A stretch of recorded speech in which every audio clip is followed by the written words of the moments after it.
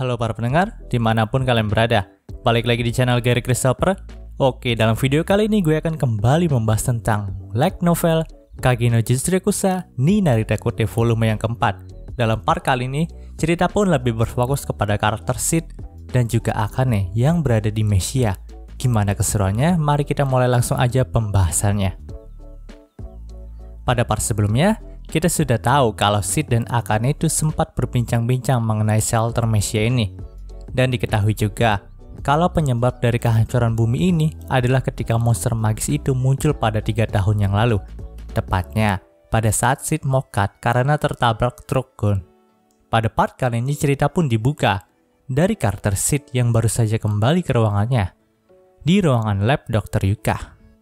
Saat itu Dr. Yuka pun langsung menanyakan dari mana saja Sid itu pergi, karena memang Sid itu pergi tanpa memberitahu Dr. Yuka terlebih dahulu.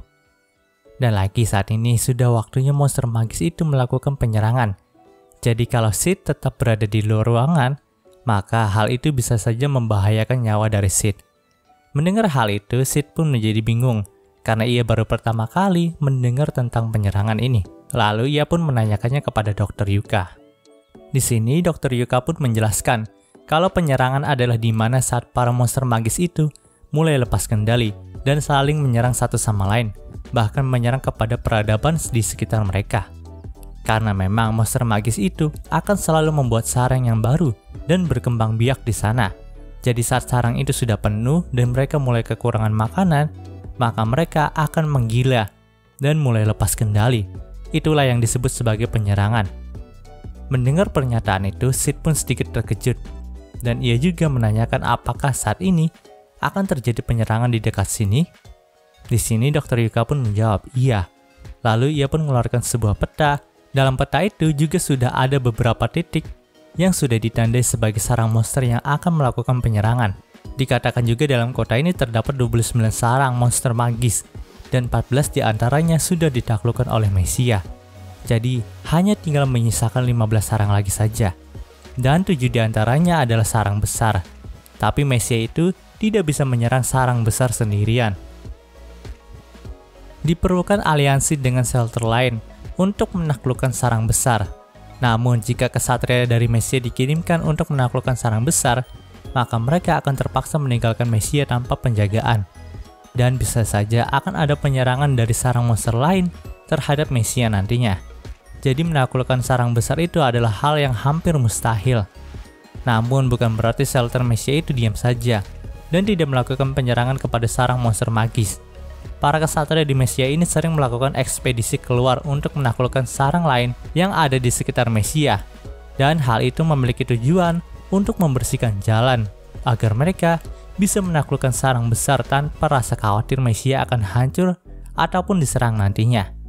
Tapi belakangan ini ekspedisi kesatria Meshia itu tersandat di satu sarang yang cukup berbahaya, dan itulah SMA Sakurazaka, tempat Sid dan Akane menempuh pendidikan mereka dulu. Dr. Yuka berkata, itu adalah sarang terbesar di daerah ini, dan setiap 3 bulan sekali sarang itu akan melakukan penyerangan yang akan mencapai Meshia. Mendengar hal itu, Sid pun sangat mengerti kalau tempat ini adalah tempat yang paling berharga, karena memang merupakan shelter terbaik di daerah ini. Maka mereka juga harus melindungi shelter ini dengan sekuat tenaga, karena shelter ini terlalu menarik perhatian monster magis itu. Dan jika Meshia itu sampai jatuh, maka mungkin saja semua shelter di daerah ini akan kehilangan semangat hidup mereka. Oh iya, Yuka juga mengatakan kalau Meshia itu sudah sering melakukan negosiasi kepada shelter lain untuk bekerja sama dalam menghancurkan sarang di SMA Sakurazaka dan mengatasi penyerangan. Tapi negosiasi itu selalu gagal dikarenakan shelter di sekitar mereka itu hanya memiliki kesatria yang cukup untuk melindungi shelter mereka saja. Dan kesatria mereka juga tidak mungkin melakukan ekspedisi. Selain itu, dalam satu gelombang penyerbuan pastinya akan ada banyak sekali monster magis tingkat tinggi. Oleh karena itu, bahkan para kesatria saja mungkin ada yang tidak akan selamat selama penyerangan berlangsung. Mendengar monster magis tingkat tinggi, Sid itu secara refleks mengatakan jadi monster lemah itu adalah monster magis tingkat tinggi ya. Namun tiba-tiba saja semua orang yang ada di Meshia itu berlari dan berteriak. Itu berarti penyerangan bulan ini sudah berlangsung. Di sini Sid pun mendengar kalau setidaknya ada 100 orang yang sedang bertarung untuk melindungi shelter ini. Melihat situasi itu, Yuka pun langsung mengatakan Sid tidak boleh keluar dari ruangan ini karena akan sangat berbahaya.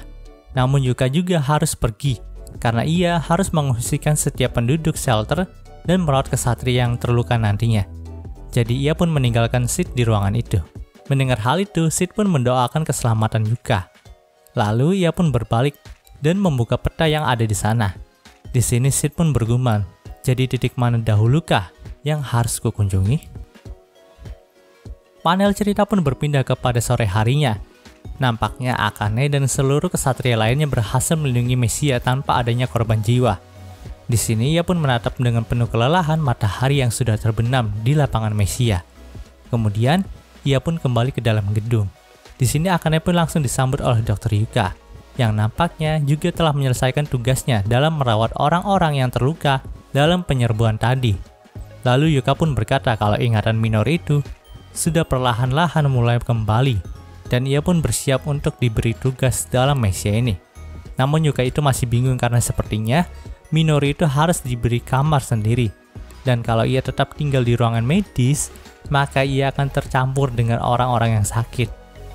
Lalu, harus ada juga orang yang mengurusnya dan mengajarinya tentang tata cara hidup di Messiah. Umumnya, itu adalah tugas dari Yuka, namun nampaknya ia mulai kewalahan karena banyak sekali orang yang harus ia rawat. Mendengar hal itu, Akane pun berkata kalau nantinya Minori itu akan tinggal bersamanya di kamarnya karena kamar Akane itu masih memiliki ruang. Tapi nampaknya Yuka itu agak kurang setuju dengan pendapat Akane. Karena bagaimanapun juga Minori itu adalah laki-laki. Mendengar tanggapan itu, Akane pun berkata kalau Minori itu baru saja berusia 15 tahun. Jadi ia masih bocah, sedangkan Akane itu sudah berusia 20 tahunan. Dan ia juga seorang kesatria. Jadi ia bisa membela dirinya jika memang nantinya Minori itu ingin berbuat macam-macam kepada dirinya. Setelah melihat tekad Akane yang seperti itu, Yuka pun menyerah dan menyerahkan Minoru ke dalam tanggung jawab Akane. Jadi mulai besok Minoru akan tinggal bersama Akane. Mendengar hal itu Akane pun menjadi sangat senang dan berkata kalau ia masih punya waktu yang cukup untuk membersihkan kamarnya terlebih dahulu. Kemudian mereka berdua pun tertawa dan mengucapkan selamat tinggal. Saat itu Akane pun ingin langsung pergi ke gedung tempat kamarnya berada. Ia pun melihat ke dalam lapangan Messiah yang sudah tidak ada lagi orang yang berkeliaran. Jadi ia pun mempercepat langkahnya untuk segera beristirahat. Namun Akane pun dihadang oleh wakil kapten kesatria di sana yang bernama Seijima. Ia mungkin orang yang kuat, tapi kekuatannya itu tidak setara dengan Akane. Walaupun mereka merupakan teman sekelas di SMA Sakurasaka, tapi mereka itu tidak terlalu akrab. Terutama Akane yang selalu menatap Seijima dengan tatapan yang tidak bersahabat. Di sini nampaknya Seijima juga tidak suka dengan sikap Akane yang selalu baik dan membawa setiap orang yang tidak penting seperti Sid dan Beta ke dalam Messiah. Mendengar hal itu, sontak Akane pun menjadi marah dan hendak menyerang Seijima di sana. Lihat tindakan Akane, Seijima pun secara refleks melompat mundur dengan wajah yang penuh keringat. Tapi ia pun langsung menenangkan dirinya kembali dan berkata kalau Akane adalah seorang pembunuh. Mendengar hal itu, ekspresi Akane pun menjadi membeku, lalu berkata kalau dirinya bukanlah seorang pembunuh. Tapi nampaknya Seijima itu memojokkan Akane dengan terus memanggilnya sebagai pembunuh. Dan secara perlahan, wajah Akane pun berubah menjadi pucat. Kemudian Seijima pun berbalik dan pergi, meninggalkan gadis yang berdiri dengan cemas di tempat yang sama. Panel cerita pun berpindah ke sebuah koridor yang penuh dengan warna putih, baik itu dinding, lantai maupun pintunya. Di sini Akane pun sedang berjalan dan ia pun terhenti di sebuah pintu ruangan.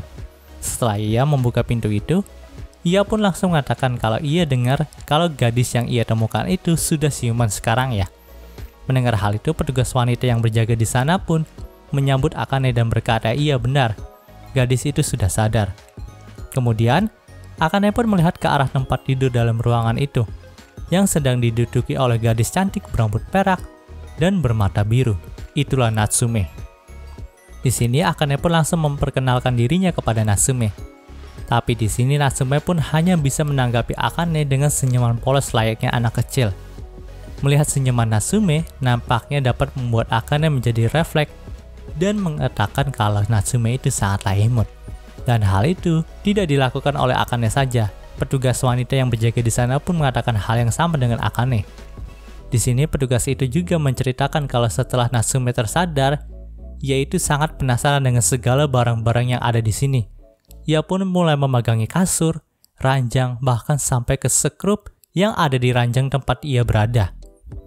Dan di saat petugas wanita itu meminjami pena kepada Natsume, si Natsume ini terus memegangi pena itu dan terus menatap ke arah pena itu selama 30 menit tanpa berhenti. Mendengar hal itu, Akane pun tertawa dan sekali lagi mengatakan kalau Natsume itu sangatlah imut dan lucu. Oh ya, di sini Akane pun membawakan sebuah buku bergambar kepada Natsume dan nampaknya ia sangat senang dengan buku bergambar itu. Ya, kita tahu sendirilah kalau beta itu kan sering menulis novel. Jadi wajar saja ia sangat tertarik dengan buku bergambar itu.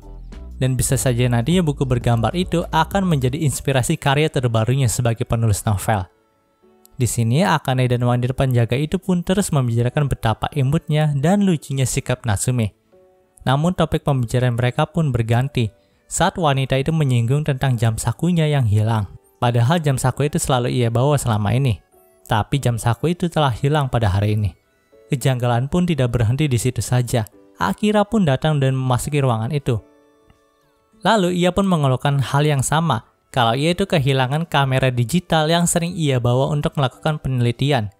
Padahal baru saja tadi pagi ia melihat kamera itu masih ada di dalam saku jas labnya. Tapi saat ia melewati ruangan ini entah kenapa, kameranya itu langsung hilang. Jadi di sini Akira itu sempat menuduh kalau Natsume lah yang mengambil kamera itu dari dirinya. Dan Akira pun mulai bertanya kepada Natsume untuk menginterogasinya. Namun karena Natsume itu tidak bisa berbicara, jadi ia pun hanya menanggapi pertanyaan dari Akira dengan senyuman polosnya layaknya anak kecil. Dan hal itu mengurungkan niat Akira untuk menginterogasi Natsume. Ia juga berpikir mana mungkin Natsume bisa melakukan hal itu. Kemudian Akira pun pergi ke meja kantornya yang ada di ruangan itu dan mulai mengetik sesuatu di laptopnya. Di sini tak disangka, mata Natsume itu terus mengawasi gerak-gerik dari jari Akira yang sedang mengetik di laptop. Ia juga mulai menirukan gerak bibir semua orang yang ada di sana, seakan-akan Natsume itu sedang mempelajari bahasa yang digunakan oleh semua orang di sana. Tapi tidak ada yang menyadari hal itu. Sementara itu, di sini Akane pun sempat menanyakan apakah Akira itu bisa membuat Natsume berbicara lagi atau tidak. Mendengar pertanyaan itu, Akira pun menjawab kalau untuk saat ini ia tidak tahu bisa melakukannya atau tidak. Tapi ia telah menemukan sesuatu yang menarik saat mengambil sampel darah milik Natsume. Setelah itu, Akira pun tidak berbicara apapun lagi dan pergi dari sana. Akane dan wanita penjaga itu pun ikut pergi bersama Akira. Di sini Akane pun mengucapkan sampai jumpa besok kepada Natsume. Namun, mata biru Natsume pun mengamati segalanya. Pengoperasian pintu, tombol, dan gerakan jari saat mengatur kata sandi. Lalu saat ia sendirian, lampu di kamar itu pun padam. Mata biru Natsume pun bergerak menembus kegelapan. Lalu ia pun menatap laptop. Setelah itu, suara tombol pecah pun terdengar sepanjang malam. Ya, kita bisa tahu sendirilah apa yang dilakukan oleh Natsume kepada laptop Akira. Panel cerita pun berpindah ke karakter Sid lagi. Di sini nampaknya Sid mengira kalau dirinya itu telah diusir oleh Dr. Yuka. Jadi dia agak sedih ketika meninggalkan kamarnya yang dulu di ruangan medis. Namun ia pun berpikir lagi kalau mungkin saja kepindahannya ini membawa keuntungan bagi dirinya. Karena memang ruangan medis itu sudah semakin penuh dengan orang-orang yang terluka. Jadi Sid yang awalnya berencana untuk pergi menyelinap di malam hari untuk menghancurkan beberapa sarang besar monster menjadi kacau. Karena setiap kali ia pergi di malam hari, selalu saja ada seseorang yang akan memergokinya. Jadi, ia hanya bisa menghancurkan satu sarang kecil di dekat Misia saja.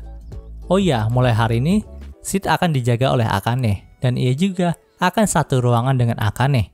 Di sini nampaknya Akane juga sudah sengaja menunggu Sid dan menghampirinya untuk mengantar Sid ke tempat tinggalnya yang baru.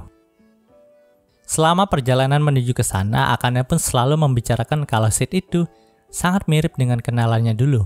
Mulai dari caranya berbicara, ekspresi wajah Sid ketika ia sedang berpikir, dan jawaban-jawaban klise yang dilontarkan oleh Sid. Di sini nampaknya, Akane pun merasa sangat bahagia telah bertemu dengan Sid. Seakan-akan ia kembali menemukan sesuatu yang telah lama hilang dalam hidupnya. Setelah beberapa saat berjalan, mereka pun sampai di kamar Akane. Ternyata itu adalah sebuah ruangan kelas Universitas Nishino yang telah dimodifikasi menjadi rumah, di mana ada ruangan tamu, sofa, dan 2 kamar tidur yang hanya dibatasi dengan sekat kayu. Di sini Akane pun langsung menunjukkan kamar dari Sid. Ia juga menjelaskan kalau Sid itu nggak boleh mengintip Akane ketika ia di kamarnya. Ia pun mengatakan hal itu sambil membuat senyuman yang nakal. Menanggapi hal itu, Sid pun hanya berkata iya sambil tertawa. Di sini, Akane juga memberikan sebuah baju ganti kepada Sid. Dan ternyata baju ganti yang diberikan oleh Akane adalah seragam SMA Sakurazaka. Lalu Akane juga langsung menyuruh Sid untuk segera memakai seragam itu. Awalnya Sid itu enggan melakukannya, karena memang seragam SMA Sakurazaka hanya boleh dipakai oleh seorang kesatria saja. Mendengar hal itu, Akane pun berkata kalau memang Sid itu tidak boleh memakai seragam itu ketika keluar. Namun jika berada di ruangan ini, hal itu diperbolehkan. Setelah mendengar penjelasan dari Akane, Sid pun menjawab mengerti. Namun tetap saja ia merasa tidak enak untuk memakainya. Tapi karena Akane terus memaksa, jadi Sid pun langsung memakainya. Saat memakai seragam itu, Sid pun merasa bernostalgia dan ia juga menemukan sebuah noda darah di lengan seragam itu. Dan noda itu sama persis dengan noda darah yang ia dapatkan ketika ia memburu para bandit dengan tongkat besinya selama masih hidup. Lalu Akane pun melihat Sid yang sudah memakai seragam itu. Setelah itu, entah kenapa, Akane itu meneteskan air matanya. Ia pun mulai meminta maaf kepada Sid karena ia telah menunjukkan air mata kepada Sid. Namun tetap saja Akane itu tidak bisa menutupi rasa sedihnya ketika melihat Sid memakai seragam itu. Karena di mata Akane, Sid itu sangat mirip dengan teman sekelasnya yang pernah menyelamatkannya berkali-kali. Itulah Kage no Minoru. Demi menutupi kesedihannya itu, Akane pun langsung mengambil baju kotor dari Sid dan berkata kalau ia akan mencuci baju ini dulu sekarang karena matahari sedang terik-teriknya. Dan Sid pun ditinggal sendirian lagi di ruangan itu. Kemudian Sid pun mulai bermalas-malasan di sofa. Tapi ia pun menemukan sebuah pil yang ada di sana. Yang satu berwarna biru dan yang satu lagi berwarna merah. Di sini Sid juga mengira kalau itu adalah pil stimulun, tapi ia ragu kalau Akane mengkonsumsi pil ini. Tak lama kemudian, seorang pun datang ke kamar itu. Dan ternyata yang datang adalah Sejima. Di sini ia pun langsung memperkenalkan dirinya dan menginterogasi Sid. Karena nampaknya Sejima itu tidak percaya kepada Sid. Namun untungnya Akane itu datang di saat yang tepat dan langsung menghentikan tindakan kurang ajar dari Sejima. Akhirnya Sejima pun pergi dari ruangan itu. Di sini Akane pun meminta maaf karena tindakan Sejima tadi. Lalu Akane pun menjelaskan cara hidup di Mesia kepada Sid. Ia juga berkata kalau malam ini Akane akan ke bagian shift untuk berjaga malam. Jadi ia akan meninggalkan Sid lagi. Mendengar hal itu nampaknya Sid akan memanfaatkan kesempatan ini untuk pergi dan menghancurkan sarang besar dari monster magis. Dan cerita di part ini pun berakhir. Oke, mungkin segitu pembahasan dari light novel Kage no Jitsurekusanya kali ini. Jika kalian suka video ini, jangan lupa untuk like, komen, dan juga subscribe ya, dan juga share agar gue lebih semangat lagi dalam membuat video dalam channel ini. Terima kasih telah mendengarkan sampai detik ini. Gue Gary Christopher, signing off.